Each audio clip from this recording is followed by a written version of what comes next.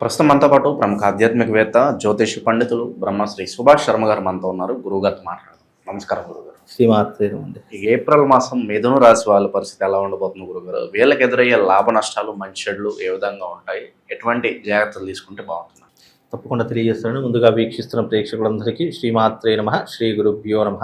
యాదేవి సర్వభూతేషు మాతృరూపేణ సంస్థిత. నమస్తస్సై నమస్తస్సై నమస్తస్సై నమో నమః. మిథున రాశి వారికి ప్రస్తుతం బాగానే ఉందండి. వీళ్ళకు ఏప్రిల్, మే ఈ 2 నెలలు బాగుంటుంది. జూన్ 1వ తారీఖు తర్వాత వీళ్ళకి కాస్త గడ్డు కాలం ఏర్పడేటటువంటి అంశాలు ఏర్పడుతూ ఉంటాయి. ఎందుకంటే ఏప్రిల్ నెలలో వీళ్ళకు గురువు అనేటటువంటి వాడు ముఖ్యంగా మిథున రాశి వారికి జన్మస్థానంలో ఉన్నాడు.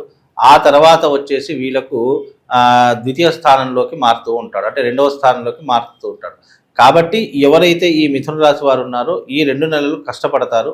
తదుపరి కాలాన్ని సుఖపడేటటువంటి యోగములు ఏర్పడతాయి. అంటే జూన్ 1 తర్వాత చాలామంది ఏమనుకుంటారంటే గడ్డు కాలము అని అనుకుంటారు, కానీ ఆ భ్రమలో ఉండిపోతుంటారు. కానీ జూన్ 1వ తారీఖు తర్వాత వీళ్ళకు అదృష్ట యోగం అనేటటువంటిది వస్తుంది.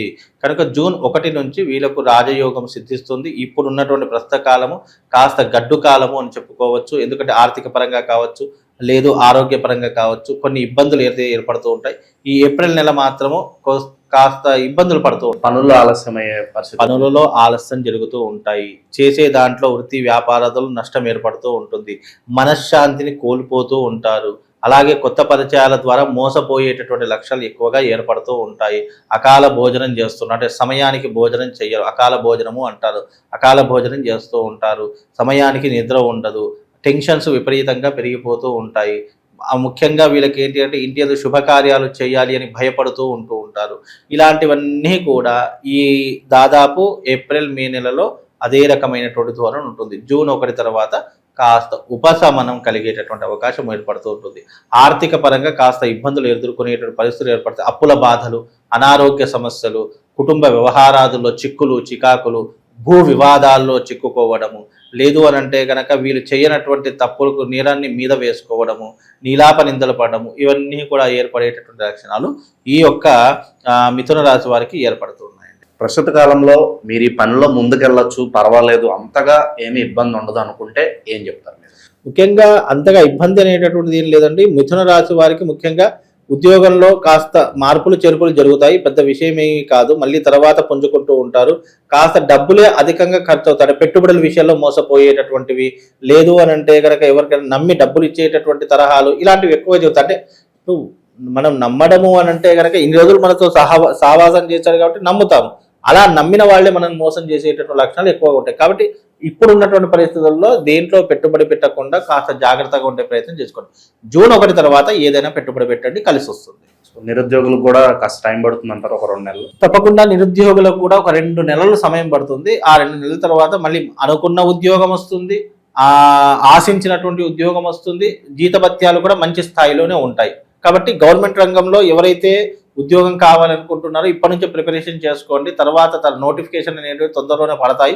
అప్పుడు పడ్డప్పుడు మీకు తప్పకుండా గవర్నమెంట్ ఉద్యోగం వచ్చే, అంటే గతంలో రాసిన వాళ్ళకు కూడా ఇప్పుడు భవిష్యత్తులో రావాలి అని అంటే కనుక జూన్ 1వ తారీఖు తర్వాత ఉద్యోగాలు దొరికే అవకాశాలు ఏర్పడతాయండి.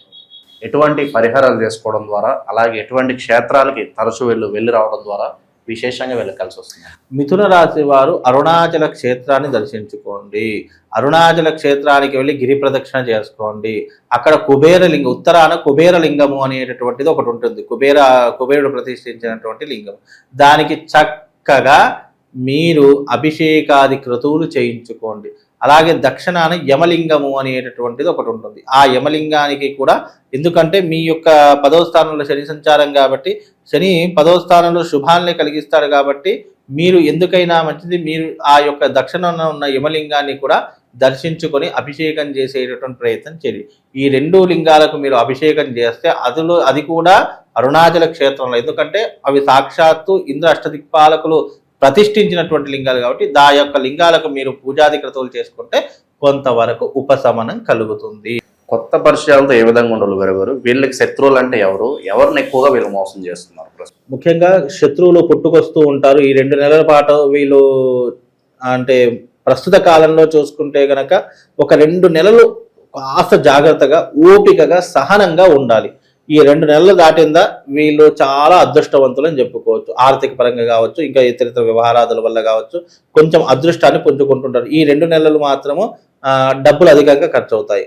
ఉన్న ఆస్తులు అమ్ముకోవడం కానీ, బ్యాంకులో లోన్లు తీసుకోవడం కానీ, ఉన్న బంగారాన్ని తాకట్టు పెట్టుకోవడం కానీ, ఇలాంటివి ఎక్కువగా జరిగేటటువంటి సూచనలు వీళ్లకు కనిపిస్తూ ఉన్నాయి. కనుక కాస్త జాగ్రత్తగా ఉండే ప్రయత్నం చేసుకోవాలి. విద్యార్థుల పరిస్థితి ఎలా ఉంటుందంటారు? విద్యార్థులకు బాగానే ఉంటుంది. విద్యార్థులకు పెద్ద ఇబ్బంది ఏం లేదు. విద్యార్థులకు, ఉద్యోగస్తులకు ఉద్యోగం దొరికేటటువంటి అంటే ఉద్యోగం లేనటువంటి వారికి ఉద్యోగ అవకాశాలు కల్పిస్తూ ఉంటారు. అలాగే కాలక్రమంలో వీళ్ళు మంచి హోదాకు, మంచి గుర్తింపును సాధించేటటువంటి లక్షణాలు అయితే ఏర్పడతాయి. విద్యార్థులకు పెద్ద ఇబ్బంది ఏం లేదు. ఒక ఆర్థిక పరంగా, ఆరోగ్యపరంగా కాస్త ఇబ్బందులు ఎదురవుతాయి తప్ప మిగతావన్నీ కూడా బాగానే ఉంటాయి. ఉద్యోగస్తులకు మాత్రమే కాస్త గడ్డు కాలము అని చెప్పుకోవచ్చు. ఒక 2 months తర్వాత బాగుంటుందని చెప్పి మనం ప్రస్తావించడం జరుగుతుంది మీరు. సో అప్పుడు ఏమన్నా యోగాలు రావడము, ఏమన్నా గ్రహస్థితులు ఎలాంటి మార్పులు రావడం వల్ల వీళ్ళకి మంచి జరుగుతుంది అంటారు? ప్రస్తుతం వీళ్ళకు జూన్ 1వ తారీఖు వరకు గురువు మిథునంలోనే, అంటే జన్మస్థానంలోనే ఉంటాడు. వాడ రాశిలోనే సంచరిస్తారు. జన్మస్థానంలో గురు సంచారము ఆర్థిక భారాన్ని పెంచుతూ ఉంటుంది. ఎప్పుడైతే గురువు కర్కాటకంలోకి అడుగు పెడతాడో అప్పుడు ఏమవుతుంది అని అంటే కనుక ద్వితీయ స్థానం అవుతుంది. 2వ స్థానము ధనస్థానం అని సూచించడం జరిగింది. కాబట్టి ధనస్థానంలో గురువు వచ్చినప్పుడు వాళ్ళకు ఆర్థికమైనటువంటి విషయాల్లో అనేక విషయాలు లాభాలు వస్తూ ఉంటాయి. కొంతమందికి వృత్తి వ్యాపారాదుల్లో వస్తాయి, కొంతమందికి ఉద్యోగాలలో వస్తాయి, కొంతమందికి అదృష్టం, ఆకస్మిక ధన లాభం అంటే ఈ లక్కీ స్కీమ్స్ ద్వారా కావచ్చు, లేదు అంటే లాటరీ ద్వారా కావచ్చు, లేదా ఇతర అంశాల ద్వారా కావచ్చు, డబ్బులు అయితే సంపాదించేటటువంటి పరిస్థితులు ఈ యొక్క కర్కాటక రాశిలోకి గురువు ఎంటర్ అయినప్పుడు జరుగుతుంది. అది గురువు ఎంటర్ ఎప్పుడు అవుతాడు? జూన్ 1వ తారీఖు ఎంటర్ అవుతాడు. ఆ తర్వాత వీళ్ళకు మెల్లిమెల్లిగా ఈ సంవత్సరం అంతా కూడా అదృష్ట యోగాన్ని పుంజుకుంటారండి. వీళ్ళకి అదృష్ట సంఖ్య, అదృష్ట రోజు ఇలా ఏమైనా ఉంటుందా గురుగారు? వీళ్ళకు అదృష్ట సంఖ్య వచ్చేసి 2 కానీ 5 కానీ అదృష్ట సంఖ్య. అలాగే వీళ్ళకు రోజు వచ్చేసేసి వీళ్ళకు ఆదివారం మంచి రోజు అని చెప్పుకోవచ్చు. కాబట్టి ఏదైనా పని చేసినా ఆదివారం రోజున చేస్తే కలిసి వచ్చేటటువంటి అవకాశం ఉంటుందండి. సో మనం అనుకున్న పనులు నెరవేరడానికి నిత్యం ఎలాంటి మంత్రం వీళ్ళు చదువుకుంటుంటే బాగుంటుంది అంటారు? ముఖ్యంగా వీళ్లకు ఏదైనా మంత్రం కావాలి అని అనుకుంటే గనక మిథున రాశి వారికి ఒక అద్భుతమైనటువంటి శివుడికి సంబంధించిన మంత్రం చెప్తాను.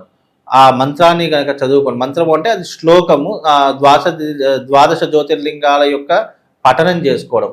సౌరాష్ట్రే సోమనాథంచ శ్రీశైలే మల్లికార్జునం ఉజ్జయిన్యామహంకాళమోంకారమమలేశ్వరం పరళ్యాం వైద్యనాథంచ ఢాకిన్యాం భీపశంకరం సేతుబంధేతు రామేశం నాగేశం దారుకావనే వారాణస్యంతు విశ్వేశం త్రయంబకం గౌతమీ తటే హిమాలయేతు కేదారం కృష్ణేశ్వరం చ శివాలయే ఏతాని జ్యోతిర్లింగాని సాయం ప్రాతపటేంద్రః సప్త జన్మ కృతం పాపం స్మరణేన వినశ్యతి అనే శ్లోకాన్ని చదువుకోండి.